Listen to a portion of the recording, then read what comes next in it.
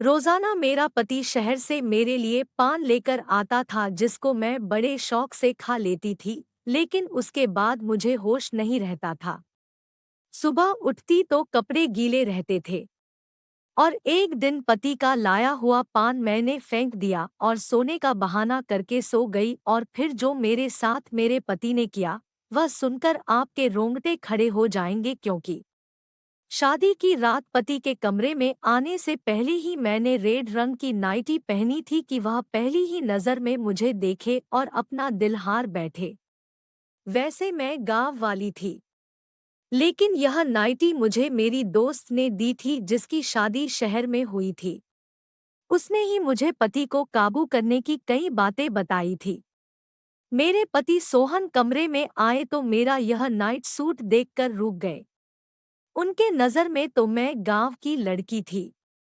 सोहन के सामने नाइटी पहनकर मुझे शर्म तो बहुत आ रही थी, लेकिन अब वह मेरे पति थे और मुझे उनका दिल जीतना था। मैंने हमेशा शादी को लेकर बहुत सपने बुने थे और आज की रात का ना जाने कितनी बार सोचा था। मिलन की घड़ी जब सामने आई तो मेरा दिल बुरी तरह धड़क रहा था।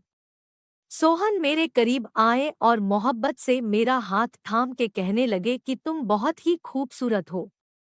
सोहन की यह शब्द ने मुझे नई जिंदगी दे दी थी और मैं खुद को हवाओं में महसूस कर रही थी। सोहन ने अपनी जेब में हाथ डाला तो मुझे लगा कि वह मुझे मुंह दिखाई का गिफ्ट देंगे, लेकिन सोहन ने जेब से हाथ निकाला तो मैं हैरान रह गई। उनके हाथ में पान का थैला था और सोहन ने खुद ही वह थैला खोला और कहने लगे कि शादी की रात सबसे पहले मैं तुम्हें अपने हाथ से ही मीठा पान खिलाऊंगा। सोहन की बात सुनकर मेरे होठों पर मुस्कुराहट आ गई। कह रहे थे कि मेरे लिए खासकर शहर से पान बनवा कर लाए हैं। सोहन ने मोहब्बत भरे अंदाज से वह पान मेरे मुंह में डाला तो मैंने भी खुशी खुशी खा लिया। वह बहुत ही मीठा पान था। सोहन मेरी आंखों में आंखें डालकर मुझसे मोहब्बत भरी बातें करने लगे और मैं ना जाने कैसे नींद में खोने लगी। थोड़ी देर बाद मुझे कुछ होश ही न रहा। सुबह के वक्त मेरी आंख खुली तो घड़ी में पूरे 11 बजे रहे थे। मेरे कपड़े गीले थे। मैं हैरान थी कि इस रात के इंतजार में मैंने एक एक पल गिनकर गुजारा था। उस रात में मैं सो कैसे गई? फिर मुझे सोहन का ख्याल आया। न जाने वह मेरे बारे में क्या सोच रहे होंगे। कपड़े कैसे गीले हुए थे? सोहन कमरे में नहीं थे। मैंने तुरंत ही अपना कपड़ा बदला और नहा धोकर तैयार हो गई। मैं अपने बालों को सुलझा रही थी कि सोहन कमरे में आए। उनका मिजाज बहुत ज्यादा बिगड़ा हुआ था। कोई बात नहीं की। मैंने उनसे बात करने की कोशिश की तो पूरी तरह गुस्सा हो चुके थे और यह बात मेरे लिए बर्दाश्त से बाहर था। मैंने सोच लिया था कि किसी ना किसी तरह मैं सोहन को मना कर रहूंगी। सोहन के जाने के बाद मौसी, जो मेरी सास भी थी, कमरे में आई तो मेरी आंखों में आंसू देखकर हैरानी से पूछने लगी कि क्या हुआ बहू। मैंने उन्हें बता दिया कि मैंने सोहन को नाराज कर दिया है। वो कहने लगी कि मैं अभी सोहन से बात करती हूँ, लेकिन मैंने हाथ पकड़कर मौसी को रोक लिया। उनसे कहा कि वह सोहन से कोई बात ना करें, वरना हमसे और नाराज हो जाएंगे। मेरी बात सुनकर मौसी खामोश हो गई और बोली, छोटी छोटी बातों को दिल पर ना लगाओ। कुछ दिन सोहन के साथ रहोगी तो तुम उसकी आदत को अच्छी तरह समझ जाओगी। मैं उनकी बात सुनकर खुश हो गई थी। मैं अपने माँ बाप की लाडली होने के साथ साथ अपनी मौसी की भी बहुत लाडली थी। हालांकि बचपन से ही ख्वाहिश थी कि मेरी शादी उनके बेटे सोहन से हो, और जैसे ही मैं 15 साल की हुई तो मौसी हमसे मिलने के लिए आई थी और जाते जाते मेरा मुंह मीठा करवा कर चली गई। मैं बहुत खुश थी क्योंकि मौसी मुझसे बहुत प्यार करती थी और इसलिए मेरे माँ बाप को भी इस रिश्ते पर कोई एतराज नहीं था। सोहन की शहर में अच्छी नौकरी थी। वह सुबह सवेरे शहर के लिए निकल जाता और रात को ही घर लौटता। उसकी कमाई से ही मौसी ने गांव में एक बड़ा सा घर बनवा लिया था। बहुत सालों से मेरी और सोहन की मुलाकात नहीं हुई थी क्योंकि वह ज्यादा वक्त शहर में गुजारता था। घर लौटता तो हमारे गांव आने का उसके पास वक्त भी नहीं रहता था। लेकिन रिश्ता होने के बावजूद भी हमारे गांव मुझसे मिलने के लिए नहीं आया। इसी बात को लेकर मेरे दिल में अजीब सवाल उठने लगे थे। एक दिन मौसी मिलने के लिए हमारे गांव आई तो मैंने बातों बातों में यह पूछा कि सोहन हमारे गांव क्यों नहीं लगाते। मेरी माँ के कान में यह बात पड़ी तो मम्मी ने मुझे एक थप्पड़ मारी और बोली, तुम्हें कहने में शर्म नहीं आती? अपने होने वाले पति के बारे में ऐसी बातें पूछते हैं। मैं बिलक कर रह गई थी। मौसी मुस्कुराते हुए कहने लगी कि क्यों नहीं, जैसे ही सोहन को वक्त मिलेगा जरूर आएगा। जब से उसे शहर की हवा लगी है वह बहुत ही कम बात करता है। अब पहले की तरह नहीं है बल्कि गंभीर हो गया है। मौसी की बात सुनकर मम्मी कहने लगी, जब लड़कों पर जिम्मेदारी पड़ती है तो इसी तरह गंभीर हो जाते हैं। एक मेरी बेटी को ही अक्ल नहीं आ रही है, मुंह उठाकर जो चाहे पूछ लेती है। मम्मी ने गुस्से में एक नज़र मेरे तरफ किया तो मैं वहां से उठकर अपने कमरे में आ गई। मौसी के जाने के बाद भी मम्मी ने मुझे हजारों बातें सुनाईं। मम्मी पता नहीं क्या कुछ कह रही थी, मैं तो अपनी ही ख्यालों में मगन थी। मैं यह सोचकर खुश थी कि मेरा होने वाला पति भी हीरो की तरह शहरी बन गया है। मुझे शुरू से ही शहर में रहने का बहुत शौक था। मौसी ने शादी के लिए साल भर का वक्त दिया था और एक साल का वक्त बस सपने बुनने में ही निकाल दी। लेकिन मुझे क्या खबर थी, एक दिन मेरे सारे सपने मिट्टी का ढेर बन जाएंगी। कुछ दिन के बाद मेरी और सोहन की शादी बहुत सारे रस्मों रिवाज के साथ धूमधाम से हुई थी। मैं सोहन के साथ विदा होकर मौसी की गांव चली आई थी। मौसी ने बहुत ही खुशी से वेलकम किया था, लेकिन शादी की रात सोने की वजह से सोहन बहुत ज्यादा गुस्सा थे और पूरा दिन उसने मुझसे कोई बात नहीं की। मैं सारा दिन बिन पानी की मछली की तरह उसके आगे पीछे तड़पती रही, लेकिन उसने एक नज़र भी मुझ पर ना डाला। सारा वक्त घर की छत पर गुजारे, और गांव में औरत को छत पर जाना मना होता है, इसलिए मैं उसके पीछे भी ना जा सकी। रात के वक्त सोहन खुद ही कमरे में आया। मेरी आंखें रो रो कर सूज चुकी थी। वह मेरे पास बैठकर कहने लगा कि मुझे माफ कर दो, मैं गुस्से में आ गया था। मैं तुम्हारे पास बैठा था और तुम इस कदर गहरी नींद सो गई थी कि मेरे उठाने पर भी ना उठी, इसलिए मैं गुस्सा हो गया था। मुझे पता था कि गलती मेरी है, इसलिए मैंने सोहन से खुद ही माफी मांगी और कहा कि आगे मैं शिकायत का कोई मौका नहीं दूंगी। वह खुश हो गया और मेरे लंबे बालों की तारीफ करने लगे। मैं सोचने लगी, सोहन सारा दिन इस कदर नाराज होने के बाद अचानक उसका अंदाज इतना अच्छा कैसे हो गया था। सोहन ने एक बार फिर मीठा पान निकाला और अपने हाथ से मेरे मुंह में डालकर कहने लगा कि पान खाने से होंठ रेड हो जाते हैं। तुम्हारा खूबसूरत होंठ और खूबसूरत हो जाएंगे। उनके बातों में मोहब्बत की इस कदर मिठास थी कि मैं शर्मा गई। सोहन मेरे हाथ पकड़े और कुछ कह रहे थे, लेकिन मुझे कुछ होश ही ना रहा और थोड़ी ही देर के बाद मैं दुनिया से दूर हो चुकी थी। एक बार फिर मेरी आँख खुली तो सुबह के 12 बज रहे थे। मेरे होश उड़ गए थे। मैं जान गई थी कि सोहन एक बार फिर गुस्सा हो चुका होगा। अब मुझे समझ ही नहीं आ रहा था कि मुझे इस तरह गहरी नींद कैसे आ सकती है। मेरे कपड़े पूरी तरह गीले थे और मुझे ठंड लग रही थी। मैं जल्दी से नहा धोकर तैयार हो गई और कमरे से बाहर निकली तो कमरे के बाहर मेरे पति गुस्से में मौसी से कह रहे थे कि आपने ऐसी लड़की से मेरी शादी करा दी है जिसे सोने उठने की कोई समझ नहीं है। मैं कैसे इसके साथ सारी जिंदगी गुजार सकता हूँ। इसे यह भी मालूम नहीं कि गांव की औरतें सवेरे उठकर घर के कामकाज करती है। आप सुबह से उठकर घर का काम कर रही है और वह महारानी बनकर सो रही है। अगर ऐसा ही हाल रहा तो मैं ज्यादा दिन तक आपकी भांजी को अपने घर में बर्दाश्त नहीं कर सकता। सोहन का यह शब्द सुनकर मैं घबरा गई। मैं सोच भी नहीं सकती थी कि मेरे पति इतना सख्त होंगे।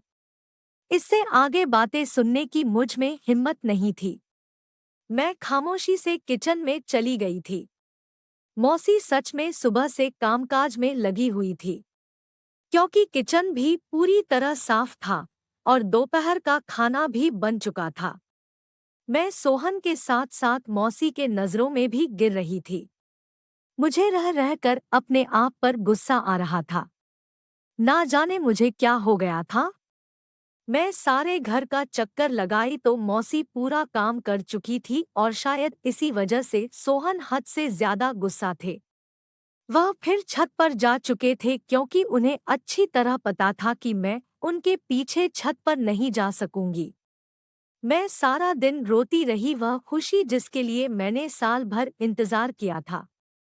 मैं अब तक उससे दूर थी। ना ही सोहन का साथ पूरी तरह नसीब हुआ था और ना ही उनके दिल में जगह बना सकी थी, और सोहन के शब्द ने मुझे अच्छी तरह यह बात बता दी थी कि अगर मैंने कोई गलती की तो वह मुझे घर से निकाल देगा। मेरी गांव से बार बार मम्मी का फोन आ रहा था। मम्मी कह रही थी कि 1 हफ्ते के लिए हमारे घर आकर रह जाओ।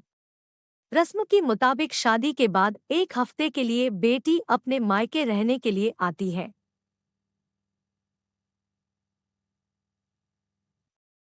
मैं बिल्कुल भी नहीं जाना चाहती थी, क्योंकि सोहन मुझसे पहले ही नाराज थे। ऐसे में अगर उनको छोड़कर मम्मी के घर चली जाती तो शायद वह कभी मुझसे बात ना करते। रात के वक्त सोहन कमरे में आ गए। मुझे हैरानी हुई, अचानक ठीक कैसे हो गए थे। मेरे पास बैठकर खुद ही पूछने लगे कि तुम्हारी मम्मी का फोन क्यों आया था। मैंने सारी बात बता दी तो कहने लगी कि अच्छी बात है, तुम चली जाओ, वरना मम्मी कहने लगेंगी कि मैंने मना किया है। कल से मेरी नौकरी भी शुरू हो रही है। मैं भी सुबह सवेरे शहर जाऊंगा तो रात को ही घर वापस लौटूंगा। तुम 1 हफ्ता वहां गुजार कर आ जाओ और मम्मी को भी अपने साथ ले जाओ। मुझे सोहन से इस तरह की दूरी का भरोसा नहीं था। मुझ में इतनी हिम्मत नहीं थी कि मैं आगे उनकी बात सुनूं, इसलिए मैं भी खुशी खुशी राजी हो गई। सोहन ने मीठा पान निकालकर खुद ही मेरे मुंह में पान डाल दी और कहने लगे, तुम इसे जल्दी जल्दी खाने के बजाय आराम से खाया करो। यह शहर का मशहूर पान है। इसे तुम्हारे होठ रेड हो जाएंगे और बहुत ही खूबसूरत लगेंगे। मैं सोहन को इस तरह के बदलते हुए देखकर बहुत परेशान थी। वह जीतने सख्त थे, उतना ही मोहब्बत करने वाले भी थे, और उनका गुस्सा करना सही था। मेरी गलती की वजह से वह गुस्सा थे। सोहन कहने लगे कि मैं मम्मी को बताकर आता हूँ कि तुमको कल तुम्हारे गांव जाना है, मेरा इंतजार करना। सोहन की बात सुनकर मैंने मुस्कुरा दिया। मैंने सोच लिया था कि मैं किसी सूरत में आज नहीं सोऊंगी और मुझे सोहन का इंतजार करना था। गांव जाने से पहले उनके दिल से अपनी सारी दूरी को मिटाना था। मैंने जल्दी से नाइटी पहन ली। दीवार पर लगे शीशे में अपने होठों को देखकर हैरान रह गई थी। वह सच ही कहते थे कि मेरे होठ रेड हो जाएंगे। मैं बिस्तर पर आकर बैठ गई।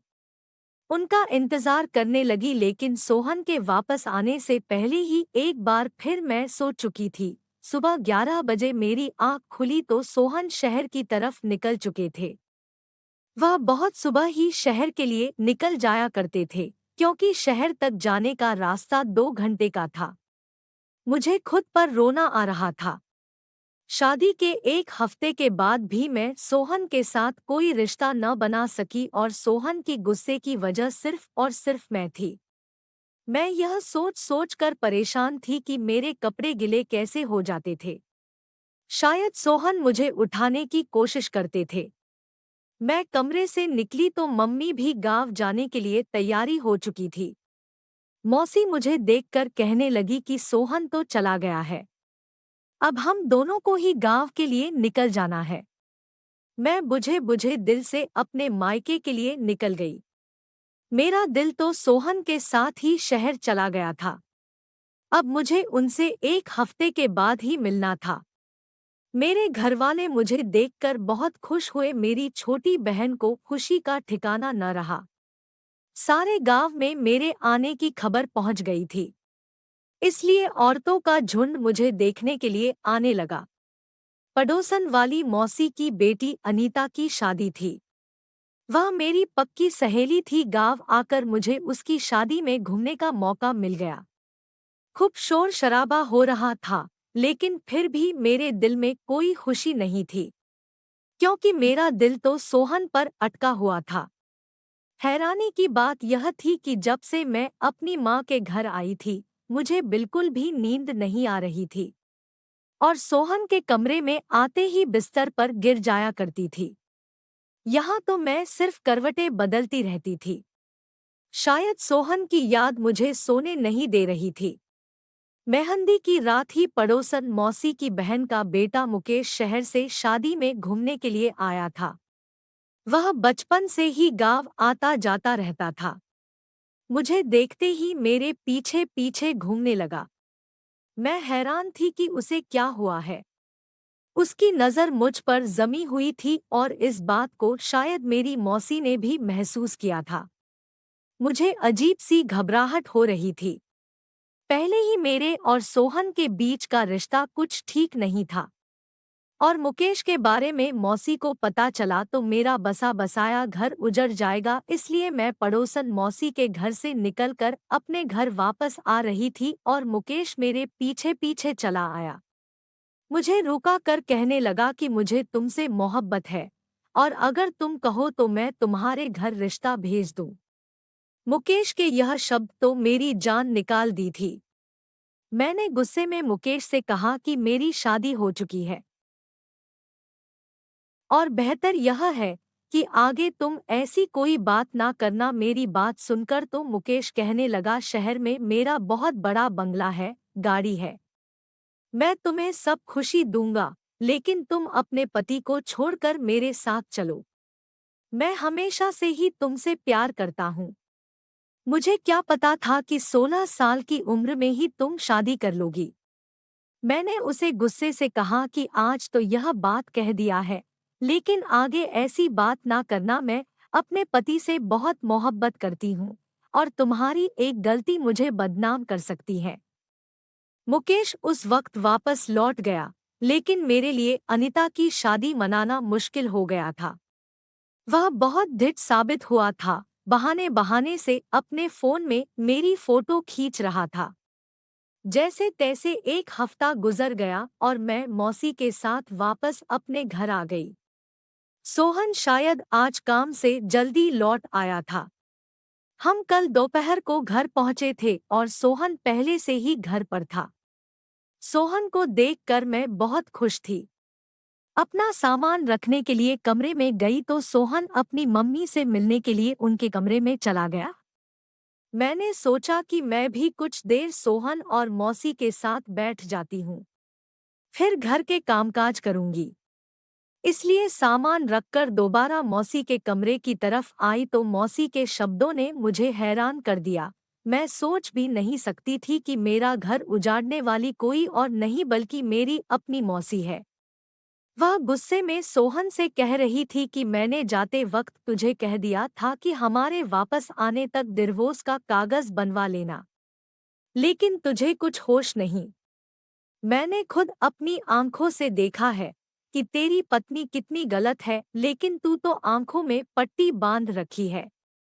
सोहन कह रहा था कि माँ, मेरे लिए उसे छोड़ना मुमकिन नहीं है। वह मेरी पत्नी है, मैं उसे मोहब्बत करता हूँ। उसमें 1000 गलती सही है, लेकिन मैं उसे कभी जिंदगी से अलग नहीं कर सकता। सोहन मेरी मोहब्बत की बातें कर रहे थे और मौसी बुराइयों में मगन थी। मुझे समझ नहीं आ रहा था, यह सब क्या हो रहा है। मौसी मुझे इतनी चाव से ब्याह कर लाई थी तो मुझे डिवोर्स क्यों दिलवाना चाहती थी, और सोहन जो मुझे बहुत ही सख्त लगते थे, वह कितनी प्यार से बातें कर रहे थे और मेरी खातिर अपनी माँ से लड़ रहे थे। मेरा दिल पूरी तरह उलट चुका था। रात जब सोहन कमरे में आए तो मेरा बिल्कुल भी पान खाने का दिल नहीं था। मैंने पान को उनके हाथ से ले लिया। जबकि मम्मी उनको किसी काम से आवाज देने लगी तो वह कमरे से निकलकर चले गए। मैं चुपके से पान को एक कोने में छुपा कर रख दिया कि मुझे नींद नहीं आएगी, और मैंने आंखें बंद की थी।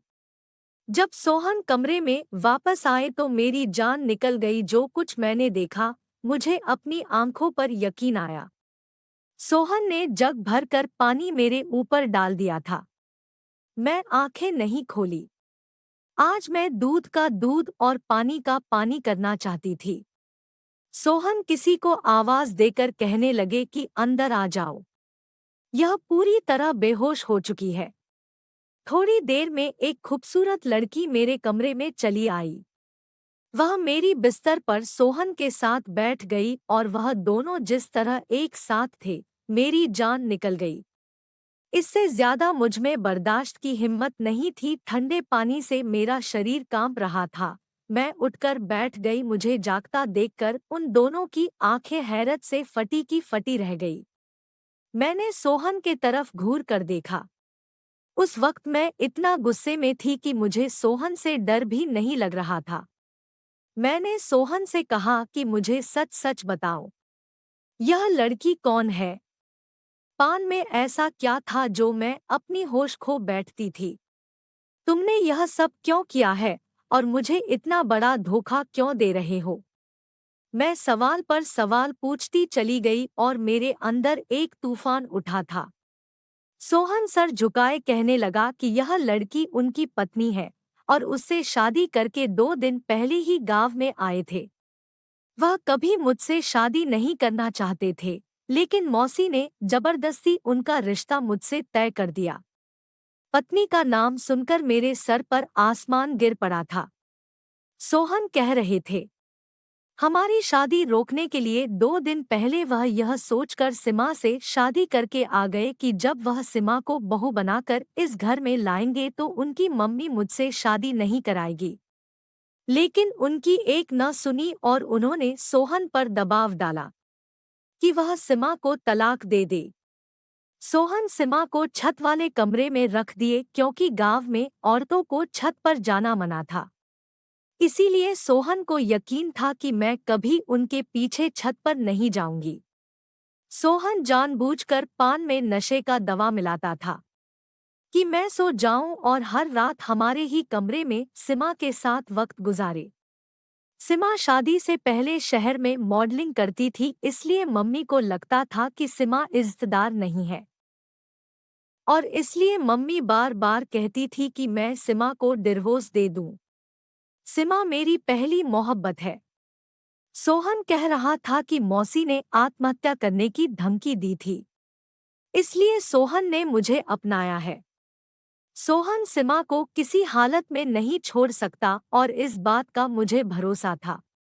सोहन मुझे सारा सच बता दिया था, जिसे सुनकर मेरे पास कहने के लिए कुछ नहीं बचा था। मैं जान गई थी कि मौसी उस दिन सीमा और सोहन की डिवोर्स की बात कर रही थी, जिसे सुनकर मैंने गलत नतीजा निकाल लिया था। मेरी बर्बादी के पीछे सिर्फ सोहन का हाथ नहीं था, बल्कि मौसी का भी हाथ था, जिन्होंने यह जानते बूझते कि उनके बेटे ने अपनी पसंद से शादी कर रखी है, जबरदस्ती उसके साथ मेरी दूसरी शादी करवा दी। मैंने सोहन के साथ जिंदगी को लेकर कई सपने देखे थे। ऐसे इंसान के साथ मैं कभी जिंदगी नहीं बिता सकती थी जो किसी और से इस कदर मोहब्बत करता था। उसकी खातिर मुझे नशे वाला पान तक खिला सकता था। मैंने अपना सामान बांध लिया और मौसी को नमस्ते कहकर अपने गांव के लिए निकल गई। मौसी ने बहुत कोशिश की, वह बार बार मुझे यकीन दिला रही थी कि सोहन सीमा को छोड़ देगा और मेरा हो जाएगा। लेकिन मैं कभी ऐसे इंसान के साथ गुजारा नहीं कर सकती थी जो मुझे मोहब्बत नहीं दे सकता था। मैंने अपने माँ बाप से कहकर सोहन से डिवोर्स ले ली थी। मैं अपने माँ बाप की लाडो रानी थी। वह मुझे खुद ही किसी ऐसी आग में झोंकना नहीं चाहते थे। पड़ोसन मौसी के वजह से मुकेश को खबर मिल गई थी कि मैं अब एक बार फिर अकेली हो गई हूँ। इसलिए मुकेश अपने घर वालों को भेजकर मुझे अपनाने की बात की थी। मैं अभी शादी नहीं करना चाहती थी, इसलिए मैंने साफ साफ इनकार कर दिया। मुझे अब आगे पढ़ना था और अपने पैरों पर खड़ा होना था। मेरी पढ़ाई के साथ ही मेरी पेपर भी खत्म हो गई थी। मैंने उसको दोबारा शुरू कर दिया था। हर शादी कामयाब हो, यह जरूरी नहीं। लेकिन एक नाकाम शादी का मतलब यह नहीं कि इंसान नाकाम होता है। अपनी शादी की नाकामी के बाद मैं बहुत ज्यादा कामयाब हो गई थी। पढ़ाई के मैदान में झंडे गाड़कर अपने गांव का नाम पूरे जिले में रोशन कर दिया था। अगर मेरी कोई प्यारी सी बहन या बेटी नाकाम शादीशुदा जिंदगी का शिकार हो गई है, तो ये याद रखना कि जिंदगी में आगे बढ़ने के लिए नए रास्तों की तलाश करे और जिंदगी की दूसरी कामयाबी को समेटे। धन्यवाद दोस्तों। इस कहानी के विषय में आपकी जो भी राय हो कमेंट करके जरूर बताएं। वीडियो को बिना सोचे ही लाइक और चैनल को भी कर दें सब्सक्राइब को प्रेस करके कर ले पास ही दी के बेल ऑल पर जरूर सेट कर लें। मिलता हूँ फिर किसी नई वीडियो के साथ, तब तक के लिए धन्यवाद।